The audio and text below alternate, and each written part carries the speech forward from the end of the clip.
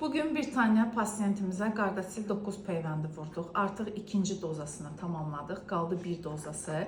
HPV peyvəndini, yəni Gardasil 9 peyvəndini 9 yaşını tamamlamış qız uşaqlarına ta ki 50 yaşına qədər olan bütün qadınlara vurulması məsləhət görülür. HPV peyvəndini vurdurmadan artıq sizin cinsi əlaqədə daha öncə olub olmamağınızın, HPV-yə yoluxmuş olub olmamağınızın və yaxud da HPV testi alıb aldırmadığınızın artıq heç bir əhəmiyyəti yoxdur. 9 yaşdan 50 yaş arası bütün qadınlar həyatı boyu 3 doza HPV ilə, Gardasil 9 ilə HPV-yə qarşı peyvəndlənməlidirlər. Gardasil 9-u vurdurarkən yaxşı olar ki, yoldaşınız və yaxud partneriniz varsa, onların da 2 doza vurdurmağı məsləhət görülür. Gardasil 4 var və Gardasil 9 var. Fərqləri nədir? 4 Gardasil 4 tane HPV çeşidinə qarşı qoruyuculuq sağlayır. 9 Gardasil isə 9 HPV çeşidinə qarşı qoruyuculuq sağlayır.